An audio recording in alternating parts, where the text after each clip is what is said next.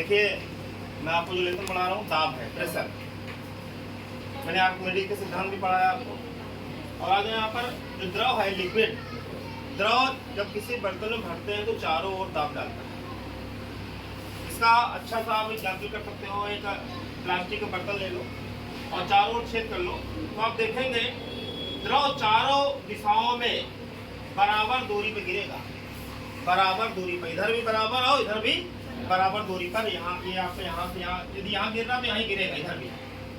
तो द्रव चारों दिशाओं में दाब डालता है। और यहाँ क्वेश्चन, द्रव का दाब जो प्रेशर ऑफ लिक्विड है किन किन बातों पर निर्भर करता है? तो ये 3 बातों पर निर्भर करता है। द्रव के स्तंभ की ऊंचाई क्या है, द्रव जिसमें भरा हुआ है, जिसमें द्रव भरा हुआ है, स्तंभ मतलब होता कॉलम, द्रव मान लीजिए इसमें भरा हुआ है तो इसकी ऊंचाई क्या है, h। द्रव की घनत्व, डेंसिटी बोलते हैं, द्रव का घनत्व कितना है उस पर डिपेंड करता है।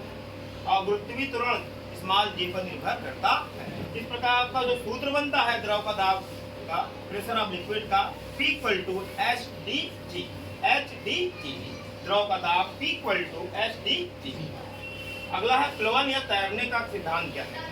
मैंने आपको आर्किमिडीज सिद्धांत बताया गया था कि जब कोई वस्तु किसी द्रव में पूर्ण रूप से या आंशिक रूप से डुबाई जाती है तो उसके भार में क्या आती है, कमी आ जाती है। और ये बताया था कि उसकी कमी जो होगी वो प्लवन बल के कारण होती है। वो जो कमी होती है, जब आप वस्तु को द्रव में डुबाओगे तो वो वस्तु क्या करेगी, जल को या द्रव को विस्थापित करेगी।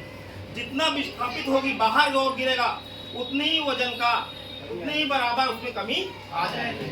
तो आज तैरने का जो सिद्धांत है बहुत महत्वपूर्ण है। किसी द्रव में डूबी वस्तु पर 2 बल काम करते हैं, आपको मालूम है। जब कोई वस्तु किसी द्रव में डूबती है 2 बल काम करते हैं। एक, वस्तु का भार नीचे की ओर, वस्तु का भार नीचे की ओर, इसको हम वस्तु का भार नीचे की ओर, जिसको हम W1 से दिखा दिया, W1 से दिखा दिया।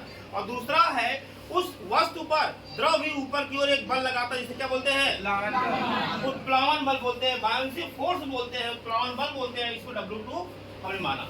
तो ये तैरने का सिद्धांत आपने देखा हो, कुछ वस्तु तैरती है, कुछ डूब जाती है, या कुछ आधी डूबी होती है, आधी तैरती है। तो इस प्रकार के जो 3 स्थितियां, 3 पोजीशन बनते हैं आपका।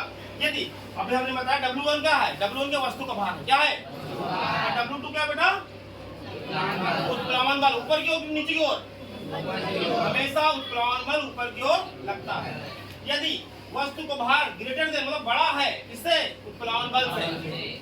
यदि वस्तु का जो भार है, वजन, तो वस्तु का भार नीचे की ओर मुड़ता है, तो ज्यादा है तो हमेशा क्या हो जाएगी, वो डूब जाएगी।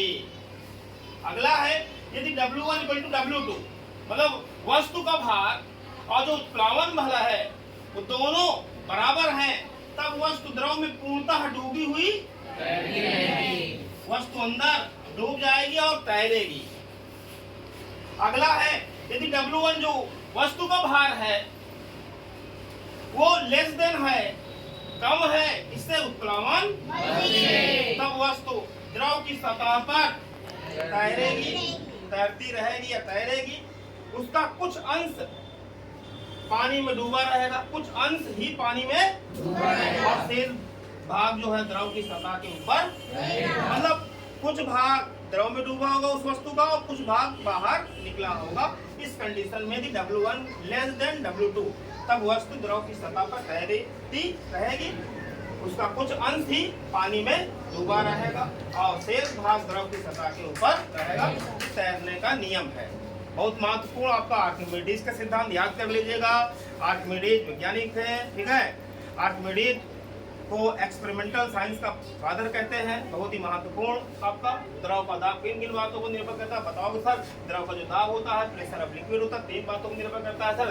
द्रव जिस सिस्टम में भरा हुआ है उसकी ऊंचाई कितनी है, कितनी ऊंचाई तक वहाँ पर द्रव भरा हुआ है, कुछ दूर द्रव है, लिक्विड है, उसका घनत्व मतलब डेंसिटी क्या है, डी पर निर्भर करता है। और जो गुरुत्वीय त्वरण है वो जी, 3 बातों पर निर्भर करता है। इस प्रकार द्रव का जो दाब का सूत्र बनता है P = HdG। और दाब का मात्रा को मालूम है, पास्कल होता है या न्यूटन प्रति मीटर स्क्वायर होता है।